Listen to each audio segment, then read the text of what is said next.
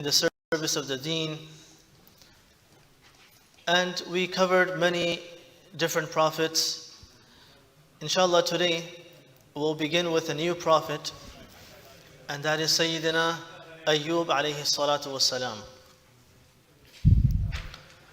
Ayyub alayhi salatu wasalam was from the progeny of Sayyidina Ibrahim alayhi salatu wasalam, and from the progeny of Ishaq alayhi salatu wasalam. In fact, some historians even mention that Ayyub alayhi salam was the grandson of Yusuf alayhi salam, and Ayyub alayhi salam's wife was also the granddaughter of Yusuf alayhi salam. So Yusuf alayhi salam had one son and one boy, and Ayyub alayhi salam was the child from Yusuf alayhi salam's son, and Ayyub alayhi salam's wife was born from Yusuf alayhi salam's daughter. So both were the grandsons of Yusuf alayhi salam. This is one opinion. Again, these are all history, and there's nothing, it's not specifically anything mentioned in the Quran or the Hadith, but this is history. And the rule about history is that we don't reject it and we don't have iman in it. This is something that is mentioned. So this is something la nusaddiq wa la nukadhib. We don't have iman in it. We don't say it is true. We don't say it is false. So anyways, Ayyub alayhi salam was from the progeny of Ishaq alayhi salam. Allah subhanahu wa ta'ala does not mention too much from the life of Sayyidina Ayyub alayhi salam in the Quran. Even the ahadith don't mention too much. One of the main things that we learn about Ayyub alayhi salam from the Quran and from the hadith is that his quality of sabr was at the highest level. So his sabr was something that was extraordinary. It was a different level of sabr.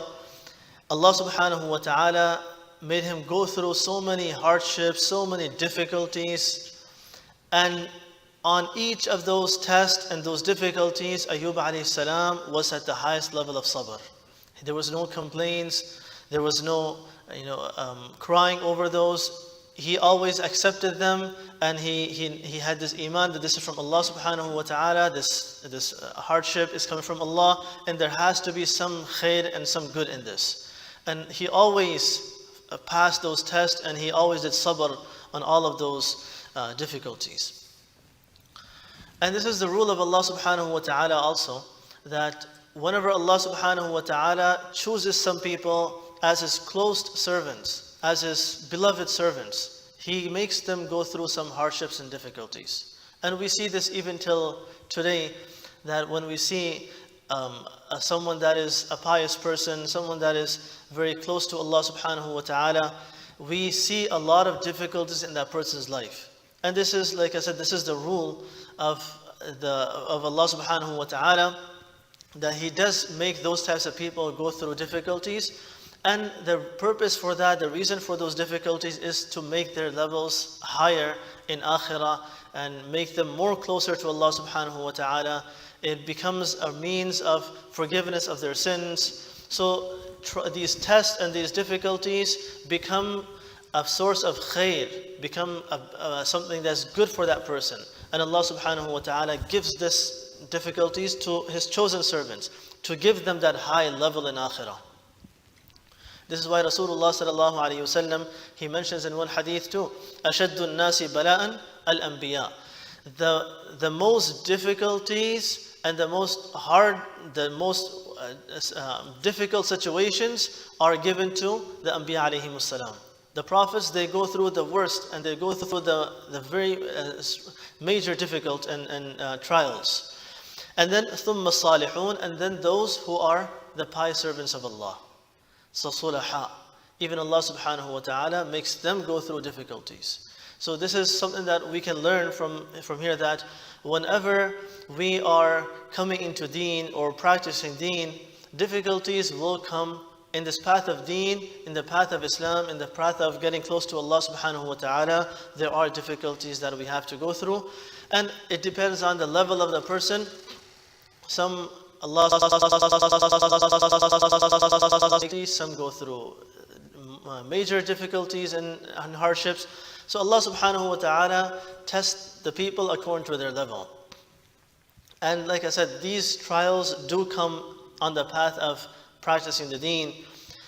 Sometimes we pass those tests, sometimes we fail those tests. So we need to realize that anytime a difficulty comes, we need to remember the hardships that Ayyub alayhi salam went through, and we need to make ourselves understand that if Ayyub alayhi salam can fulfill and go past those tests and go through those hardships and difficulties, what are our difficulties and our hardships? Nothing compared to what he went through. And we will learn what types of difficulties Ayyub alayhi salam went through. And it's something that is unimaginable. Those difficulties those hardships were something that, Allah subhanahu wa ta'ala does not afflict any person with. He had to be His chosen servant. Allah subhanahu wa ta'ala really wanted to bless him with those high levels, and He made him go through those difficulties. And a lot of times, this is a misconception too. People sometimes think that a difficult situation, a hardship, is a sign that Allah is angry with that person. Allah is punishing that person. Allah's wrath is on that person. No, not necessarily. That's not necessarily the case. Allah subhanahu wa ta'ala afflicts trials and hardships even on Anbiya alayhi wasalam. We know Rasulullah sallallahu alayhi wasallam, he went through so many hardships to the extent that he was even forced out of his own hometown from Makkah Mukarramah, where there's Kaaba, where there's so much sukoon, there's so much peace over there. But for Rasulullah sallallahu alayhi wasallam, there was no peace there. He was forced out of Makkah. He was, and his Sahaba, they went through so many hardships in Makkah. So these trials are not a sign of Allah's anger. In fact, they could be a sign of Allah's rahmah on that person. This could be a sign that Allah is pleased with this person. This is why He's making him go through these, so he can raise his levels. So these could be, a blessing of Allah subhanahu wa ta'ala only when a person practices sabr. This is the main key, that at the time of difficulty, we have sabr. And that sabr will give us those higher levels in akhirah. Ayyub alayhi salatu wassalam, his beginning life was a very peaceful life, and it was full of blessings, and he had all the luxuries of the world, a lot of wealth, he had a house, he had his family members, and he had every type of blessing a person would want to have in this dunya. Every blessing Allah subhanahu wa ta'ala had blessed him with. And he was living very peacefully with a lot of blessings and every type of blessing. And he was always doing shukr. He was a thankful servant. He was a person who was always grateful and thankful for the blessings he received. There was no difficulties in his life in the early times. Of course, Shaitan, he was very upset at the situation of Ayyub alayhi salam, that he has the best of this world and he is doing shukr and he will have the best in akhirah. So the Shaitan was, of course, very upset, and he wanted to do something with Ayyub alayhi salam where he can at least give him, if not in akhirah, at least in this dunya, he can get the worldly blessings away from him. So Shaitan, and one of the narrations mention that this is history again, that some narrations in the history mention that Shaitan once begged Allah subhanahu wa ta'ala, and he cried in front of Allah subhanahu wa ta'ala that, Ya Allah, your servant Ayyub alayhi salam, he's been given all types of blessings. He's living very peacefully. He has everything that a person would want. He has the wealth, he has food, he has house, he has family, he has everything. Why would he not do ibadah? Why would he not do shukr? He will do whatever you tell him to do because you gave him everything that he wanted. So Allah subhanahu wa ta'ala said to Shaitan, the Iblis, that no, my servant Ayyub alayhi salam, he is my obedient servant. He's not only doing it because I blessed him, even if he does not have anything, he will still be my obedient servant. And then Shaitan begged Allah subhanahu wa ta'ala that, okay, let's see if Ayyub alayhi salam can still worship you and do your ibadah when he does not have these blessings. So Allah subhanahu wa ta'ala gave the power to Shaitan that you can have control over his wealth. You do whatever you want and you can test Ayyub alayhi salam and you will see that he will pass my test. And Shaitan, once he got this power, this control over the wealth of Ayyub alayhi salam, first thing Shaitan did was, he came in a form of human being. And he took away all of his wealth. He stole, he robbed, he burnt his house, whatever he could damage and destroy all of his wealth, that's what he did first. All of his gold, his silver, his house, his cattle, his animals, whatever Ayyub alayhi salam owned, he, one by one, Shaitan started destroying and burning everything. Finally, when Ayyub alayhi salam, he was losing everything and he lost everything that he had all the wealth that he had, he lost everything. Ayyub alayhi salam, in every step, every situation, he was still practicing sabr and he was still thankful for whatever he still had. Not looking at what he lost, he was looking at what he had and he was still doing shukr on what he had, that, Ya Allah, at least I have this, at least I have this. And he was not looking at what he lost and he was not complaining about anything. And this is how Ayyub alayhi salam faced all of those situations every time something from his wealth would be destroyed. Shaitan, when he realized that this did not do any difference to Ayyub alayhi salam, he's still at the level of obedience to Allah subhanahu wa ta'ala that he was before, and destroying all of his wealth did not do anything. So Shaitan then did a second attack. And that attack was to his family members. And again, this is history. History mentions that Shaitan, that once he was looking for an opportunity when all of his family members would gather at one place. And when he saw the situation that there was all the family members getting together in one place, he made that house or the building they were in, he made that collapse, the roof fell, and everyone was killed under that rubble. And this is how Shaitan destroyed all of his family members.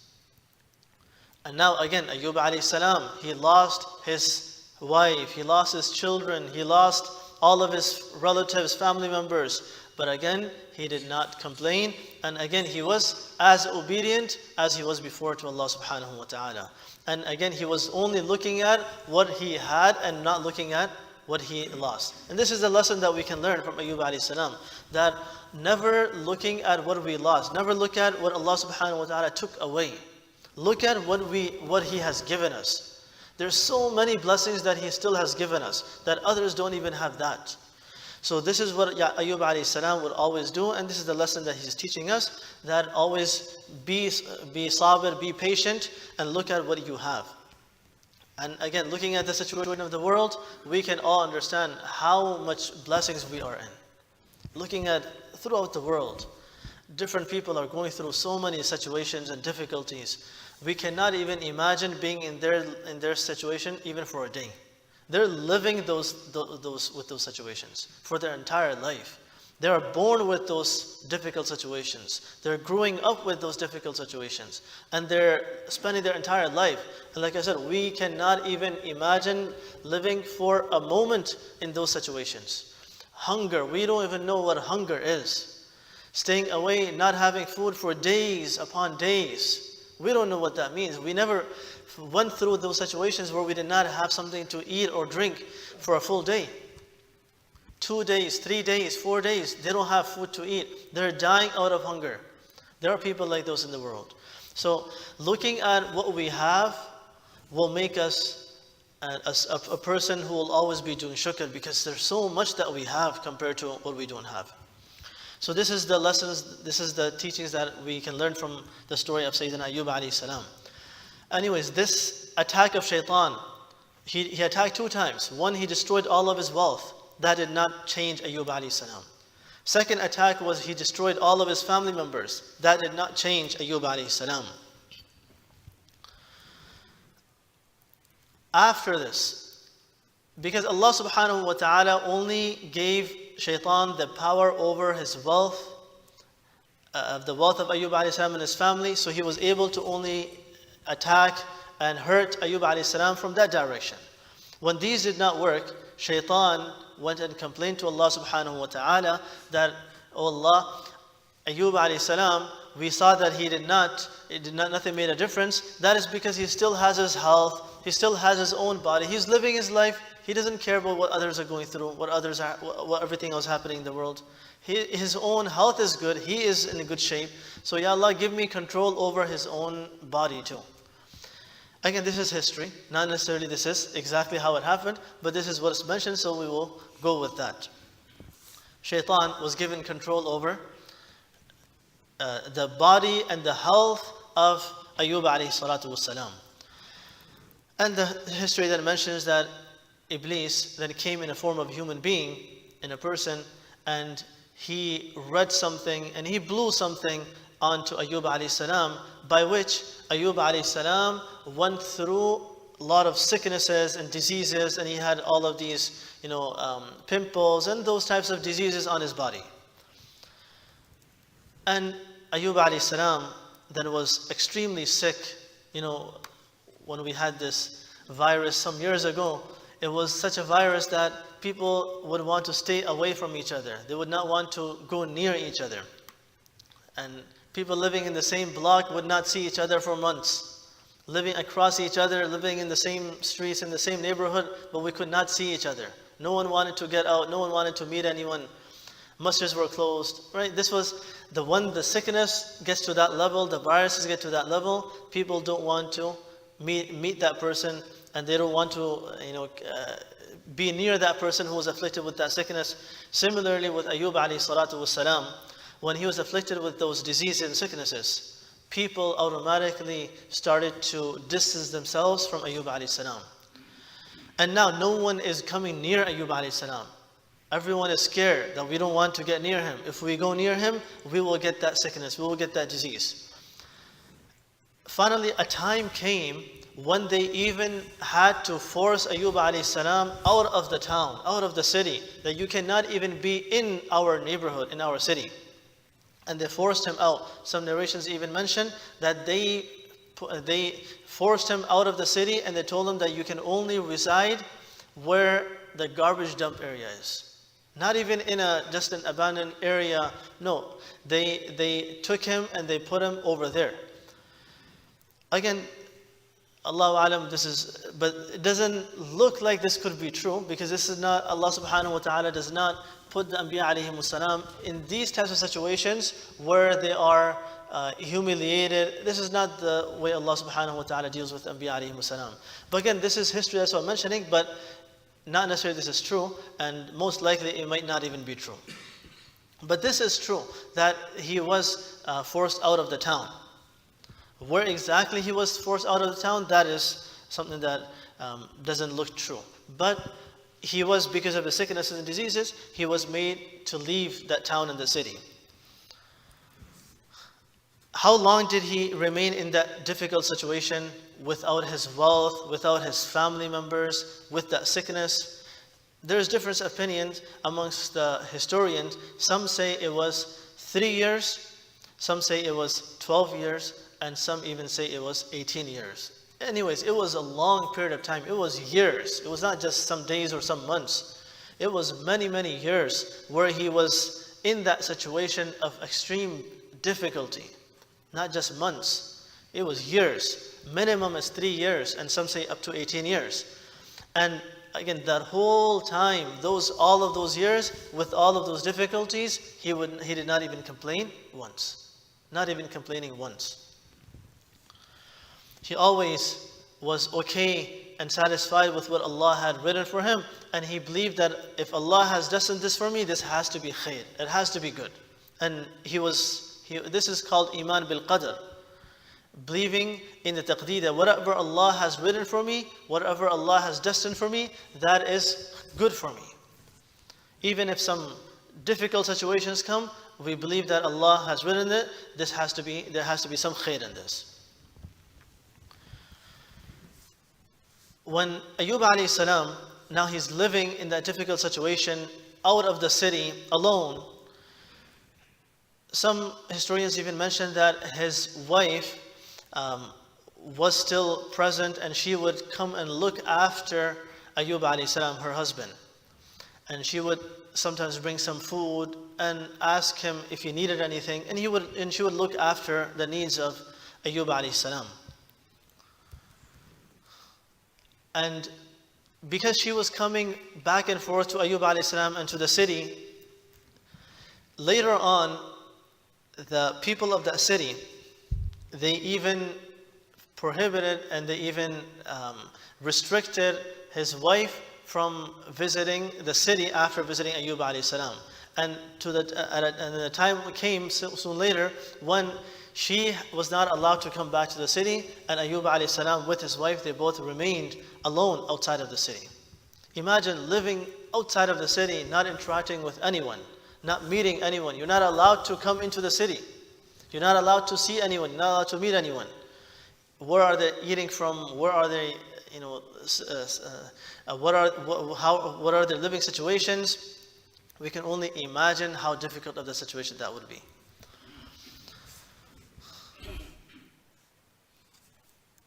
Finally, after many years, Allah subhanahu wa ta'ala, He wanted to remove those difficulties. This was a test. This was a test that Allah subhanahu wa ta'ala wanted him to go through, and this was to raise his levels and to give him a higher place in akhirah. So Allah subhanahu wa ta'ala finally had this time come where He wanted to remove these difficult situations from him. What became the cause of that disease and that sickness and that difficult situation being rid of from him? What became the reason? There are many different reasoning mentioned and incidents mentioned in the history. For example, there's one incident that is mentioned that once Shaitan, he came in the form of a human being, and he approached the wife of Ayyub alayhi salam. And Shaitan said to his wife that, I see that your husband is in a very difficult situation. He's in a lot of pain, a lot of sicknesses, a lot of diseases, and he's extremely sick. There is no cure for him, but except for one method that I know how to cure. There's one method that I know I can make sure that he will be cured. And of course, now his wife is desperate. She wants something that can be the cure. There's some medicine that's available. Yes, she wants that medicine. So the wife said that, but I don't have any money. I don't have any means to buy your medicine, to buy whatever you were going to give for cure, the medication. I don't have anything that I can pay you with. And Shaitan said, that is okay. The only thing that you need to do for me is that you need to believe in me that I am the one who is curing your husband. The wife did not realize until this point that this is Shaitan who she's speaking to, because Shaitan came in the form of a human being. So his wife, she was desperate. She wanted the cure for her husband, for Ayyub alayhi salam. So she agreed that, okay, yes, I will believe in this. And the wife brings whatever the medication she got, and she brings it home to Ayyub alayhi salam. When she mentioned this whole thing to Ayyub alayhi salam, that I met a person and this is what happened, and he told me that I have to believe that he is the one that's curing, Ayyub alayhi salam right away realized that has to be Shaitan. The Shaitan has been attacking me. He's the one that destroyed my wealth. He's the one that destroyed my family members. He's the one that made this disease, this sickness happen. And now he's even trying to get us into this shirk and this kufr. He right away realized that this is Shaitan, has to be Shaitan. And right away, because Ayyub alayhi salam was now very upset at Shaitan especially, and at his wife too, that how did she fall in the trap of Shaitan. So right away, Ayyub alayhi salam, he said, and this is mentioned in the Quran al-Kareem too, that Ayyub alayhi salam right away took an oath. He says, Wallahi, when I get cured from my disease, I will hit you with 100 whips. I will beat you with 100 whips. And when this situation happened, where shaitan is now inviting the wife of Ayyub alayhi salam towards kufr, Ayyub alayhi salam then begged Allah subhanahu wa ta'ala. He went into sajda, he started crying before Allah subhanahu wa ta'ala that, Ya Allah, I was okay when shaitan took away my wealth, I was okay when shaitan took away my family, but now shaitan is attacking our deen and our iman. This is, Ya Allah, this is not acceptable. Ya Allah, take me out of these situations. And this is the situation that became the reason when Allah subhanahu wa ta'ala removed the sicknesses and the disease from Ayyub alayhi salam. Some historians even mention another incident. They say that Ayyub alayhi salam, as he was afflicted with many different diseases and sicknesses, at least he was able to do his dhikr and use his tongue for the remembrance of Allah subhanahu wa ta'ala. And though he was full of disease and sickness, he was weak, his every body part was weak and had some sickness in it, some disease in it, but his tongue and his brain and his heart, they were perfect, and through that he was always in the remembrance of Allah subhanahu wa ta'ala.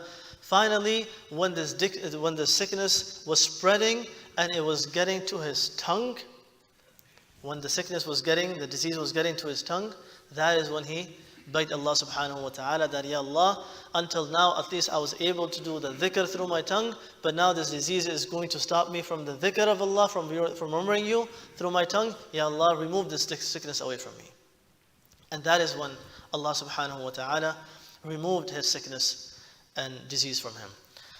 Allah subhanahu wa ta'ala talks briefly about this in Quran al-Kareem in the 23rd juz, where he says, وَاذْكُرْ عَبْدَنَا أَيُّوبَ, that, O Prophet, remember our servant, remember my servant Ayyub. Remember what happened to him. إِذْ نَادَى رَبَّهُ أَنِّي مَسَّنِيَ الشَّيْطَانُ بِنُصْبٍ وَعَذَابٍ, when he said to Allah subhanahu wa ta'ala that, Ya Allah, shaitan has afflicted me with a lot of difficulties and sufferings. And this is at the very end. Throughout the time he's not complaining, he's not even made any dua for cure and for sickness. This is rada bil qadr. He is happy and he is satisfied with what Allah has written. Allah has written this difficulty, he is not even begging Allah to remove that difficulty. That was the situation until all of these years. Finally, when situations became worse and whatever the situations became, that is when he made dua to Allah. إِذْ نَادَى رَبَّهُ, he made dua, he begged Allah, أَنِّي مَسَّنِيَ الشَّيْطَانُ بِنُصْبٍ وَعَذَابٍ, the shaitan has afflicted me with a lot of difficulties and sufferings. Then Allah subhanahu wa ta'ala said to Ayyub alayhi salam, the method of cure for you will be أُرْكُضْ بِرِجْلِكَ. The method of cure is hit your feet onto the ground. Hit your feet onto the ground.